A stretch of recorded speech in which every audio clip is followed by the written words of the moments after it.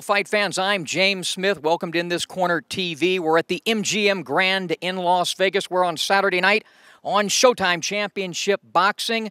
The main event should be a great one. Amir Khan takes on Devon Alexander.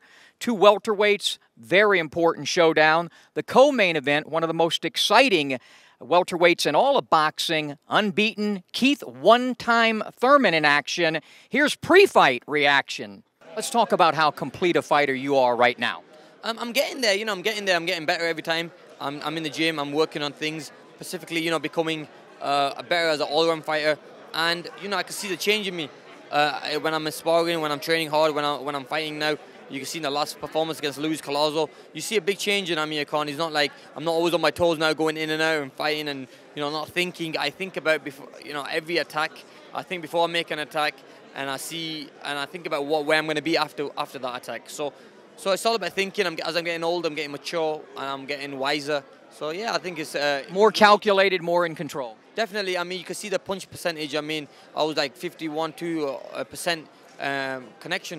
My connection the percentage was very high in the last fight. And I think that comes with age. As you get more experience under your belt, you be more smarter and you pick your shots at the right time. One of the things I noticed in the Collazo fight, and maybe Virgil has brought this to your game, is your balance. You're more on balance now after your shots. Yeah, definitely. I mean, I used to get put down with shots because I used to be off balance, and the balance is everything. So basically, with Virgil, he wants me to be in the right position. He wants me to be in the right balance. So when I throw a shot, I want to be in the still, be in a good position, just in case I miss and I get caught with a shot or counter shot. So yeah, he's worked on them specific things, and I see a massive difference in them. Devon Alexander, a southpaw, you just looked really good against Collazo, a southpaw. Your right hand and your left hook. What do you expect in this fight Saturday night? This fight's gonna be a tough fight. Not looking past this fight. Alexander's one of the top guys in boxing. Winning this fight will definitely catapult me to the big fights I want to go to. But at the moment, Alexander is going to be, and it's going to be tough, like I said. But we have the tools to win this fight and look good against Alexander. And I really believe I'm a level above. But it's going to be tough. Don't get me wrong, it's going to be tough. But I'm going to be focused in there and stick to the game plan. Listen to my trainer, Virgil Hunter. All that strength conditioning I've done with my trainer, Tony Brady, is going to help. And I'm going to be ready, man. Devon, talk about your preparation and where you're at mentally, physically, and spiritually for this fight. I'm all of those and above. I'm just ready. All the training, all the talking, everything is pretty much over. It's all over but the shouting and the punches thrown, so I'm ready. What do you think of Khan as a fighter? Pretend like you're an analyst with me. Break him down a little bit. Okay. Well, all I see is a guy who likes to use his speed, likes to use his legs, but no, nothing special about him. He's going to come, he's going to try to overpower you with his speed, and, if you let him do it, then he's going to continue to do it all night.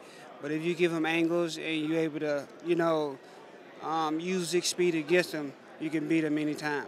One of the things, when I'm breaking you down, I see as a fighter is a guy that when he stays focused the entire 12 rounds, you're damn good. But you have a tendency at times to get out of that. Yeah. Well, this fight right here, I'm planning on making a statement, and I plan on being focused the whole fight as long as it lasts. Who knows? I might get that lucky shot in and end the fight. But the power's there, the speed's there, so I'm going to be versatile in this fight.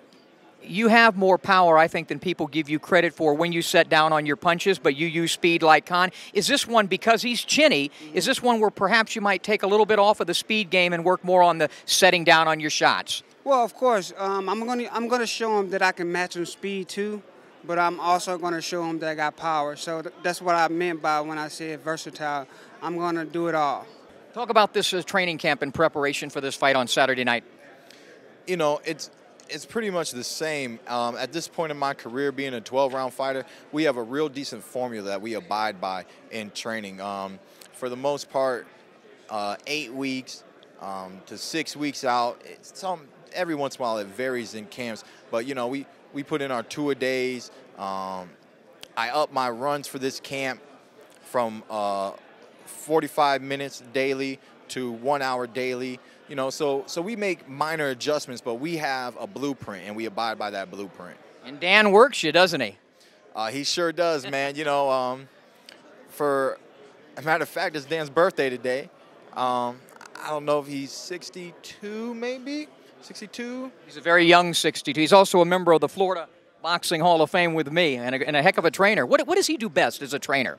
Mitt work. There is nobody that works the mitts like Dan. I can guarantee it, hands down. You know, as an amateur, I've been in an international competition where they got their own trainers for the teams, you know, and you got to work with separate trainers. The way that Ben used to work the mitts, you know, a lot of trainers will tell you what to throw.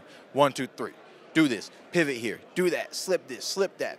Dan doesn't do any of that. Dan holds up the mitts at a legitimate angle, and it lets his fighter pop off the counter. You know, 1, 2, 3, however you want to throw it. And like I said, he kind of keeps one mitt a little angled for you throw short uppercuts and hooks, you know. And so he pays attention, man, like a fighter. Dan remembers what it was like being in the ring, and he does his best to read his fighters' movements. He'll tell you, I'm one of the trickiest fighters that he's ever had. And then another thing is, while he sees that a fighter might kind of be trying to take a break or getting a little fatigued, he'll flick a jab at you. He'll throw a hook at you. Making you work and think at the same time. And he never tells you. He doesn't warn you. He does it just like a fighter. He's got his hands up. He's got the mitts up, and then he shoots. Your opponents don't warn you either, right? That's right. They don't warn you. And then Dan even will try to feint. Yeah. So he'll try to make himself unpredictable. Yeah. But you know, like I said, I'm a little too slippery for the old man, you know, a little too slippery.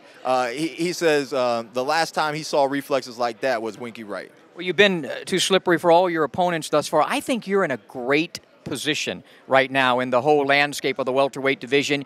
Chavez is fighting Bradley across the street. You already beat him in a real good fight. Amir Khan's taking on Devon Alexander.